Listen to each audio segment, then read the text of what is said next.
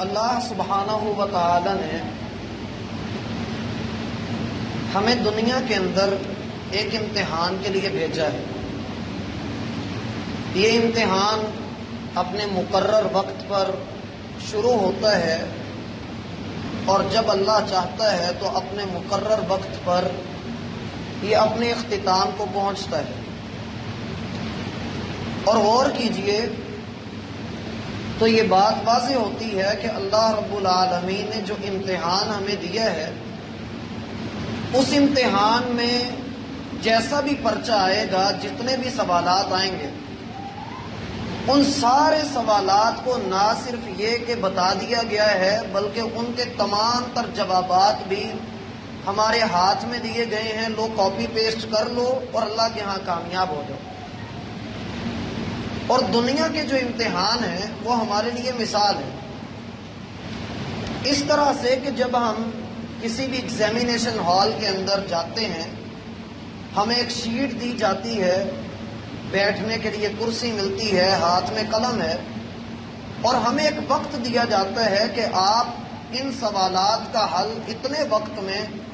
اپنی پڑھائی کے مطابق،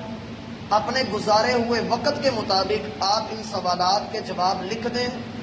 اور اس کے بعد ایک مقرر وقت آئے گا جب آپ کا رزلٹ آؤٹ کیا جائے گا۔ دنیا کا کوئی طالب علم، وہ میل ہے یا فیمیل ہے، وہ کبھی بھی اپنے اس ایگزامینیشن ہال کے ساتھ دل نہیں لگاتا۔ اس کی کوشش یہ ہوتی ہے کہ میں جلد از جلد اس امتحان سے فارغ ہوں اور اپنے گھر کی طرف لوٹ جاؤں جہاں امن ہے، سکون ہے۔ یہاں پر تو ٹینشن ہے، اگر سوال بھول گیا، میں کر نہ پایا، یا میرا قلم پھسل گیا، یا میری آنے والی فکریں اور سوچیں وہ ایک دھارے کے اندر نہ رہ سکیں، تو شاید کہ میں فیل ہو جاؤں۔ یہی مثال میرا بھائی دنیا کی ہے۔ یہاں ہم ایک امتحان کے لیے بھیجے گئے ہیں، نہ کہ دل لگانے کے لیے، لیکن انسان کی یہ آفت ہے، اس کا یہ المیہ ہے کہ یہ اس تماشے والی جگہ سے، کھیل کود کی جگہ سے اتنا اس کی آنکھیں بھر جاتی ہیں کہ یہ اسی کا رسیا ہو کر رہ جاتا ہے۔ اسی لیے رسول اللہ صلی اللہ علیہ وآلہ وسلم نے ارشاد فرمایا کہ اللہ تعالیٰ دنیا سب کو عطا کرتا ہے، دنیا کی نعمتیں، فراوانیاں، خوشحالیاں اللہ سب کے مقدر میں رکھتا ہے، مگر دین کا علم اور شریعت کا علم اللہ اسی کو عطا کرتا ہے، من یرید اللہ بہ خیرا، جس کے ساتھ تیرے رب نے خیر اور بھلائی کا ارادہ کیا ہوا ہوتا ہے۔ اور حقیقت یہ ہے کہ جو بندہ اپنے لیے بھلائی چاہتا ہے، جو خود کو بدلنا چاہتا ہے، جس کے دل کے اندر یہ خیال ہے کہ میں نے اپنے مالک کو جواب دینا ہے، میں نے اس کے سامنے پیش ہونا ہے، تو یقیناً اس کے لیے خیر کے راستے کھلنے لگ جاتے ہیں، اس کے لیے بھلائی کا حصول آسان ہو جاتا ہے۔ ہماری پچھلی ملاقات اس بات پر مکمل ہوئی تھی کہ مدارس کے اندر جو نظام تعلیم دیا جاتا ہے اور بچے کو جو کچھ ہم پڑھا رہے ہوتے ہیں، وہ دنیا کی ساری یونیورسٹیز، آپ اس کا نام یونیورس رکھ کر، کائنات کے علموں کا مجموعہ اور درسگاہ رکھ کر کے آپ اسے یونیورسٹی کہہ لیں، مگر ہمارا ایک جامعہ جہاں ایک چھت کے نیچے بیٹھ کر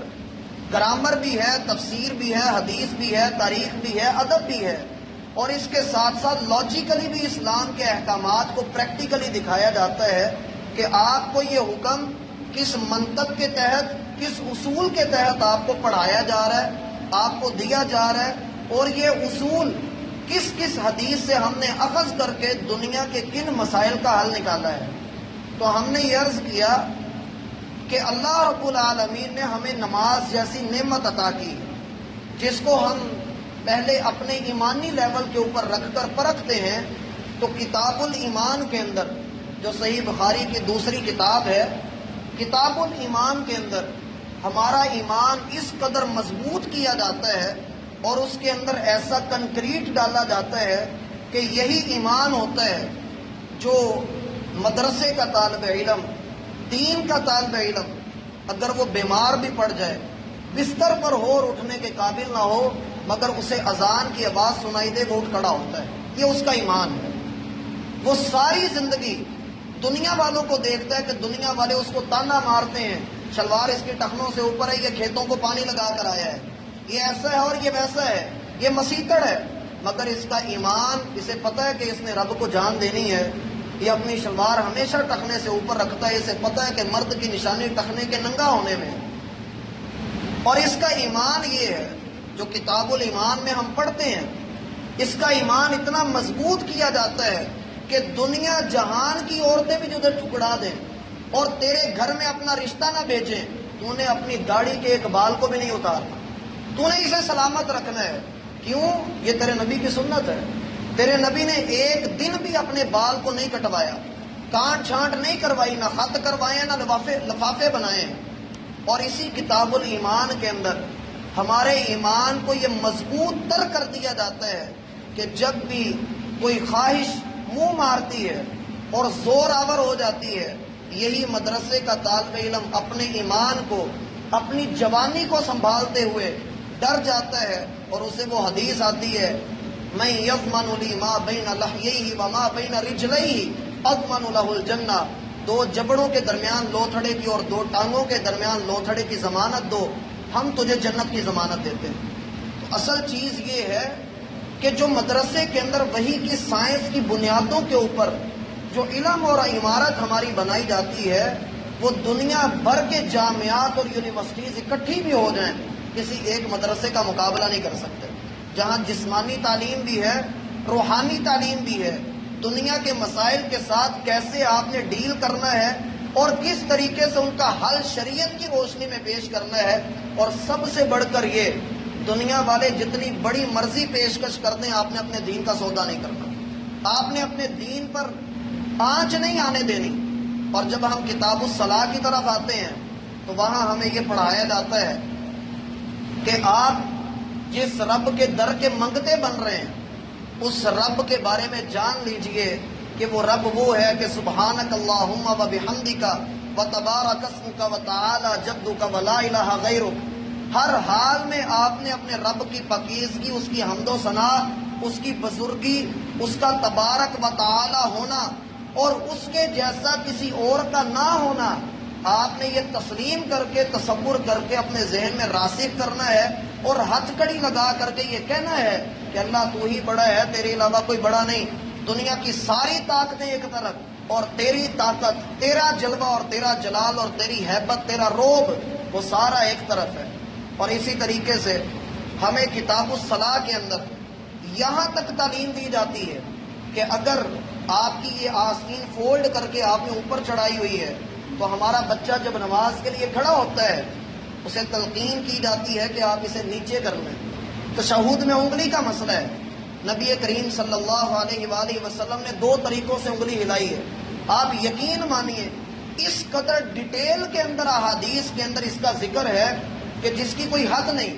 ایک طریقے میں ہے کہ یوں کر کے آپ علیہ الصلوۃ والسلام نے اپنی یقبض الخنزر والبنصر، آپ نے یہ اپنی چھوٹی انگلی اور اس کے بڑی کے ساتھ والی انگلی، ان دونوں کو بند کر لیا، وَيُحَلِّقُ بَيْنَ الْوُسْطَى وَالْإِبْهَامِ، اور آپ نے اپنے انگوٹھے اور بڑی انگلی کو ملا کر ایک گول دائرہ بنایا، وَيُشِيرُ بِالسَّبَّابَةِ، اور یہ جو شہادت کی انگلی ہے اس کو ذرا خم میں رکھ کر، اس کو ذرا مولڈ کر کے آپ علیہ الصلوۃ والسلام نے اس کے ساتھ اشارے کیے ہیں۔ اور تشہد کی حالت کے علاوہ جب سجدے کی باری آتی ہے تو وہاں بھی ہمیں یہ سکھایا جاتا ہے ہاتھ کی انگلیاں کیسے رکھنی ہیں، پاؤں کی انگلیوں کو کیسے مولڈ کر کے رکھنا ہے، ایڑیاں آپس میں برابر کر کے جوڑ لینی ہے، کوہنیاں پہلوؤں سے دور رکھنی ہے اور زمین سے بھی اوپر اٹھا کر کے رکھنی ہے، یہ ناک اور ماتھے کی ہڈی زمین کے ساتھ ٹچ ہو رہی ہو، اور زبان سے لفظ ہوں سبحان ربی الاعلیٰ، اے اللہ تو ہی رب اعلیٰ ہے۔ اور عوام کو تو صرف یہی پتہ ہے کہ سبحان ربی الاعلیٰ پڑھنا ہے، لیکن مدرسے کا طالب علم اسے پتہ ہے کہ نبی کریم صلی اللہ علیہ وآلہ وسلم نے اس کے علاوہ بھی بڑی دعائیں پڑھی ہیں، سبحانک اللہم ربنا و بحمدک اللہم اغفر لی، سبوح قدوس رب الملائکۃ والروح، سبحان ذی الجبروت والملکوت والکبریاء والعظمہ، اللہم لک سجدت و بک آمنت و لک اسلمت، سجد وجہی للذی خلقہ وصور وشق سمعہ وبصرہ بحولہ وقوتہ فتبارک اللہ احسن الخالقین۔ اور آگے بڑھتے چلے جائیے میرا بھائی، ایک ایک رکن کے اندر آپ کو وہ دعائیں ملیں گی جو زندگی میں ہم نے کبھی سنی نہیں. ہمیں مدرسے سے دوری اس لیے کیا گیا کہ ہم سبحان ربی الاعلیٰ اتنی سبیڑ سے پڑھ جائیں کہ ہمیں پتہ ہی نہ ہو کہ کس رب اعلیٰ کی پاکیزگی بیان کی اور وہ رب اعلیٰ ہے کون. اور یہی مدرسہ جس کے خلاف آج پروپیگنڈے کیے جاتے ہیں, جس کی جڑوں کو کاٹنے کے لیے جن کو دہشت گرد کہا جاتا ہے, آپ نبی کریم صلی اللہ علیہ وآلہ وسلم کے اس فرمان پر غور کریں. نبی کریم صلی اللہ علیہ وآلہ وسلم فرماتے ہیں یدرس الاسلام کما یدرس وشی الثوب, اسلام اسی طرح پرانا ہو جائے گا, لوگ اس کو اس قدر پرانا اور بوسیدہ خیال کر لیں گے جیسے کوئی کپڑا اس کے اوپر کڑھائی ہوئی ہو یا پرنٹنگ ہوئی ہو تو اس کے خط و خال مٹ جاتے ہیں, وہ بوسیدہ ہو جاتا ہے. ایک وقت آئے گا کہ اسلام اسی طرح سے بوسیدہ سمجھ لیا جائے گا, اور حالت یہ ہوگی حتی لا یدری ما صیام ولا صلاۃ ولا صدقۃ ولا نسک, حتیٰ کہ آدمی کو یہ نہیں پتا ہوگا کہ روزہ کیسے رکھنا ہے, یہ نہیں پتا ہوگا کہ نماز کیسے ادا کرنی ہے. ایک وقت ایسا بھی آئے گا جب لوگ قربانیوں سے جان چھڑانا شروع کر دیں گے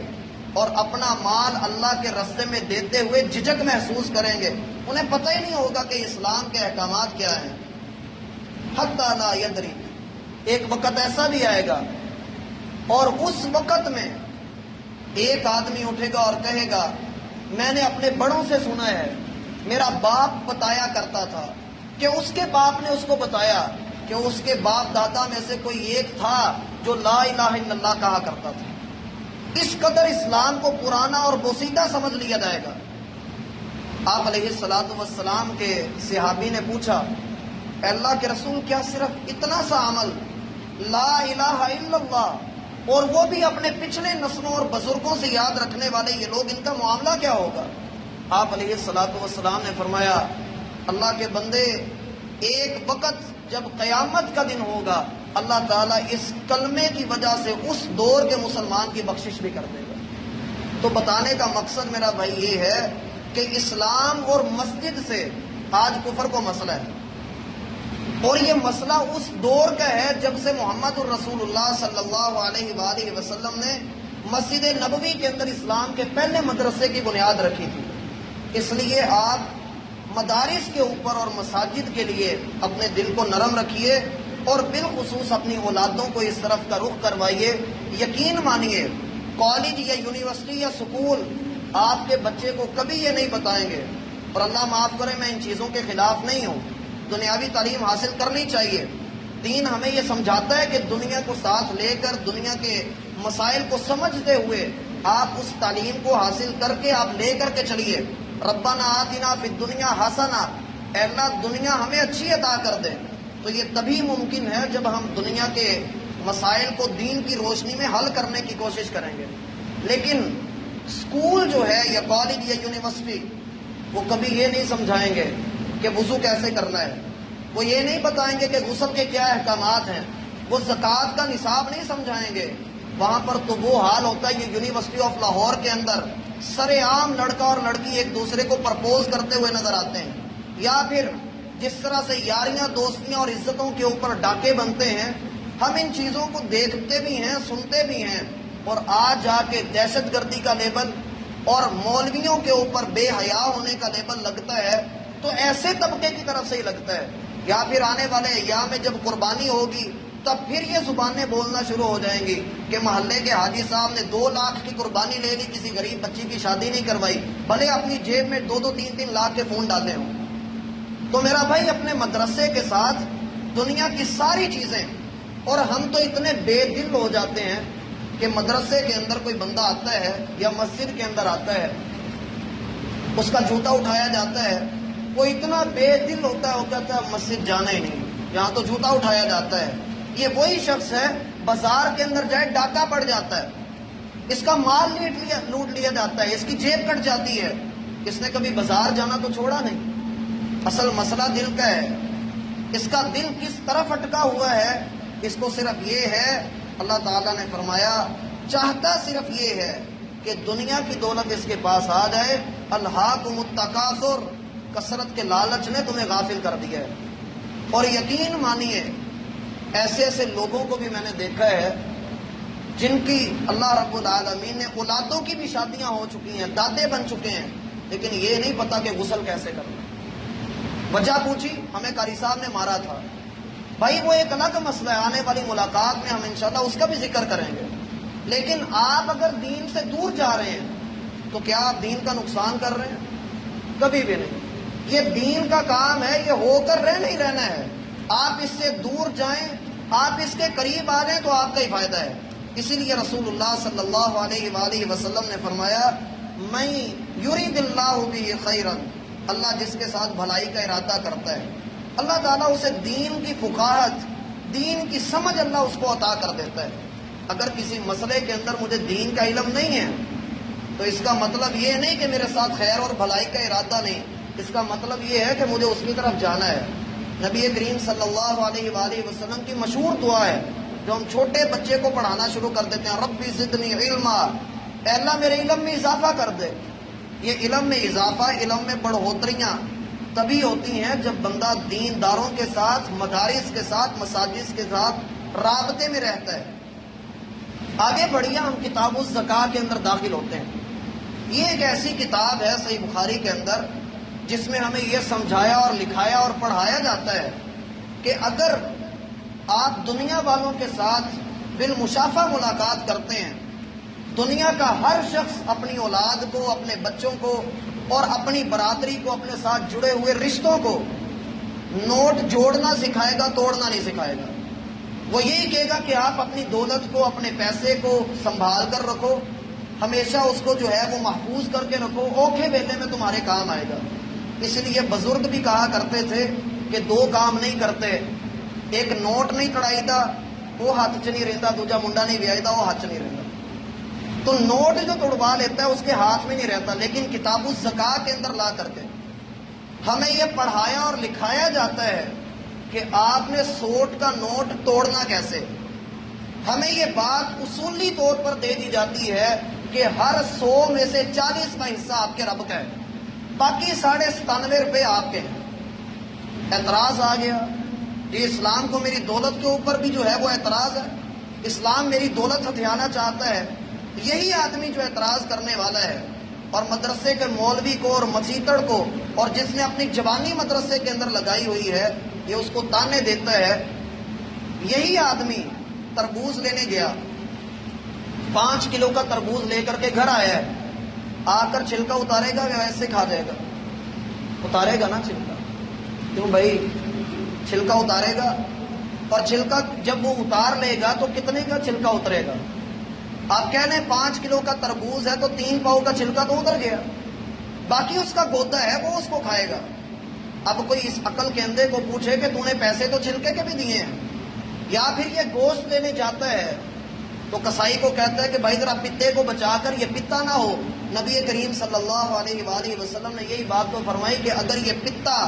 تیرے گوشت کو لگ گیا اور اسے نقصان سمجھتا ہے، اگر مال میں سے تو نے زکوٰۃ نہ نکالی تو مال بھی تیرا گدلا اور میلا کچیلا ہو جائے گا، اپنے مال میں سے زکوٰۃ کو نکال کر کے پاک کر لے۔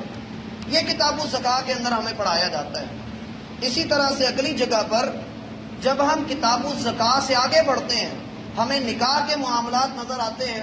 جس میں ہمیں سب سے پہلی حدیث جو نظر آتی ہے، نبی صلی اللہ علیہ وآلہ وسلم نے فرمایا، تنکح المرأۃ لأربع، عورت کے ساتھ بندہ 4 وجوہات کی بنا پر نکاح کرتا ہے۔ پہلی وجہ تو یہ ہوتی ہے کہ اس کے حسن و جمال کی وجہ سے، یہ خوبصورت ہے اور خوبصورتی کے اوپر ویسے ہی فطری طور پر انسان ریچھ جاتا ہے اس کی خوبصورتی کی وجہ سے، یا نہیں تو پھر بندہ ایسی جگہ پر رشتہ داری جوڑنا چاہتا ہے جہاں اس کو مالی طور پر سپورٹ ہو، جس میں والدین کی طرف سے بھی یہ بات ہوتی ہے چل بیٹا کر لے جیسی بھی ہے، منہ متھا بے شک نہیں ہے لیکن ساتھ میں مربے بھی تو آ رہے ہیں۔ اور اگر یہ نہیں ہوتا تو پھر جی برادری بڑی اونچی ہے، خاندان بڑا اونچا ہے، اس کے ساتھ رشتہ جوڑ لو۔ اور اگر یہ بھی نہیں ہوتا تو آخری نمبر پہ آ کر تفسیر پڑھی ہوئی ہے، ترجمہ پڑھا ہوا ہے، چلو قرآن پڑھتی ہے، چلو اس کے ساتھ نکاح کر لو۔ بلکہ دنیا والوں نے تو یہاں تک کہا یا اللہ گونگی دے دے اسی وائی نہیں مانگتے۔ یہ حالات ہیں۔ اور دوسری طرف نبی کریم صلی اللہ علیہ وآلہ وسلم نے فرمایا فَاظْفَرْ بِذَاتِ الدِّينِ، تو نے جب بھی نکاح کرنا ہے تیرے لیے لازم ہے کہ تو دین والی عورت کو تلاش کرنا، دین سے ہٹی ہوئی عورت کو تلاش نہ کرنا۔ اور بعد میں ہم یہ کہہ رہے ہیں کمپرومائز ہو جائے گا، انڈرسٹینڈنگ ہو جائے گی، ایسا ہو جائے گا ویسا ہو جائے گا، میرا بھائی بڑے اوکھے معاملات آگے جا کر بن جاتے ہیں۔ اس لیے یہ جو احادیث ہیں یا مدرسے کا طالب علم ہے، المیہ ہمارا یہاں یہ بھی ہوتا ہے کہ ہم قاری صاحب کو بلا کر نکاح تو پڑھوا لیتے ہیں، لیکن جب گاڑی توڑ نہیں چڑھتی تو ہم اپنے غصے میں آ کر طلاق دیتے ہیں، یہ کرتے ہیں وہ کرتے ہیں۔ تب جس نے نکاح پڑھایا ہوا ہوتا ہے اس کو ہم نہیں پوچھتے کہ میں نے اب اپنے رستے کو جدا کرنا ہے، میں نے اس کے ساتھ نہیں رہنا، مجھے کوئی اسلامی شریعت کے قانون کے اعتبار سے مجھے بتا دو کہ علیحدگی کے طریقہ کار کیا ہے، لیکن ہم نہیں پوچھتے ہیں۔ اور پھر بعد میں جب ہوش آتا ہے پھر آ کر مولوی صاحب میں غصے میں تھا، میرا کوئی حل نکال دیں، یہ کر دیں وہ کر دیں۔ یہ چیزیں میرا بھائی پہلے سمجھنے کی ہیں، اسی لیے من یرید اللہ بہ خیرا یفقہہ فی الدین، اللہ جس کے ساتھ بھلائی کا ارادہ کرتا ہے اللہ اس کو دین کی فقاہت اور دین کی سمجھ عطا کرتا ہے۔ یقین مانیے یہ مدرسے کے طالب علم ہم سے کہیں بڑھ کر اچھا کھاتے ہیں،